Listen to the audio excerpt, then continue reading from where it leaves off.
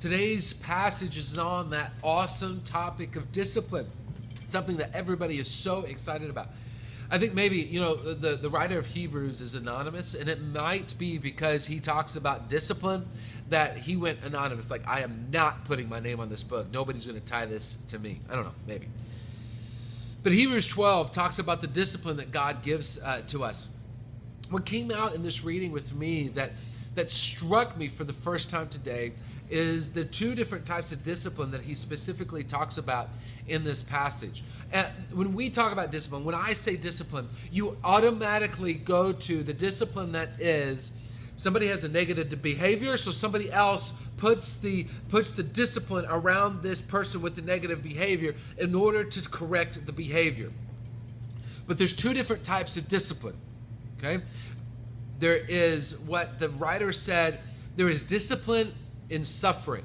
Suffering doesn't mean that we had some sort of negative behavior, so God is disciplining us through suffering.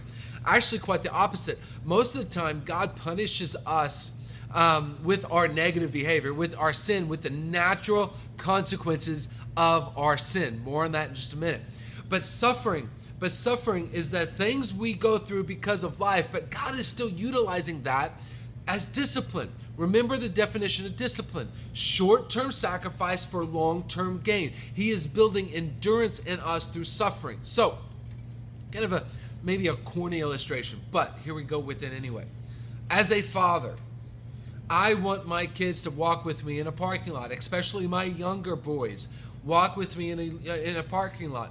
It seems like suffering to them that they have to walk with me through a parking lot. But I am placing this short-term sacrifice externally on my boys. Why? For long-term gain. They get to live, right? They get to live. We love life. We love our children to live, and we want them to walk with us so that they are safe in the parking lot. Do we want them to walk with us right now so that they will walk with us forever through the parking lot? No. We are putting this external restraint on them, this external sacrifice on them, so that they will grow up and be able to put that internal sacrifice on themselves of looking both ways as they go through a parking lot, paying attention to cars backing up, etc., so that they can have the long-term gain of living as they walk through a parking lot. Corny illustration, I get it. But this is the same thing God does to us in life. That He puts external short-term sacrifices on us so that we can have the long-term gain. What's the long-term gain? Well, according to Hebrews 12, the long-term gain is that we get to share in the holiness of God. I mean, isn't that amazing? Isn't that crazy that God shares His holiness with us? And while discipline isn't fun to go through, we still get a long-term gain. Also, righteousness.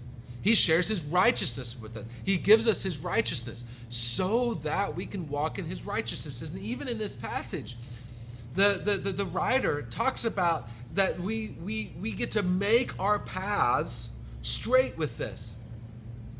God externally disciplines us so that we will make our path, that we internally self-discipline ourselves for this life. Does this mean that we get to the point that we do not rely on God anymore? Quite the opposite.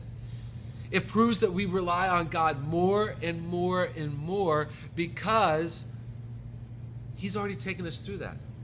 What we once struggled with is no longer a struggle anymore. Why? Not because we're not relying on God. The opposite, because we are more reliant on God by the proof of us not struggling with that anymore. And we have this other type of discipline, this punishment type of discipline that our minds gravitate towards, right? This is the type of the discipline: I do something negative, so therefore an external sacrifice is placed upon me for that long-term gain. So our boys, they punch somebody, they disrespect one of their brothers or one of their parents, and we have one of our tools in the toolbox of discipline is push-ups. One kid in particular is probably going to be pretty buff because of them.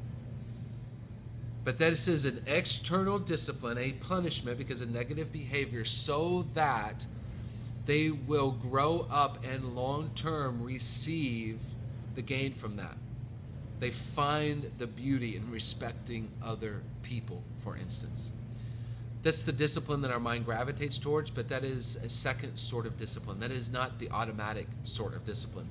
And God utilizes both of them in our life. Most of the time through punishment is through natural consequences. We sin, there's a natural consequence behind that.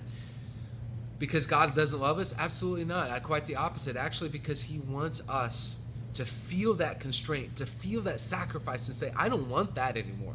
I want the freedom and living in his holiness. I want to feel the infinity life by living in his righteousness. And I want to do that on my own. I don't want that external. I want to be self-disciplined so that I can find the life of God through the holiness and the righteousness that it gives. I hope something along these lines, I hope something in this just allows something to spark inside you, your mind, your heart. We've all been disciplined by God, or I hope we all have, actually. It's not fun. It's not fun, and the writer says this. But it is a long-term benefit out of it. How have you been disciplined by God? How is he disciplining you right now to find his holiness and his righteousness? And how are you to respond through his discipline?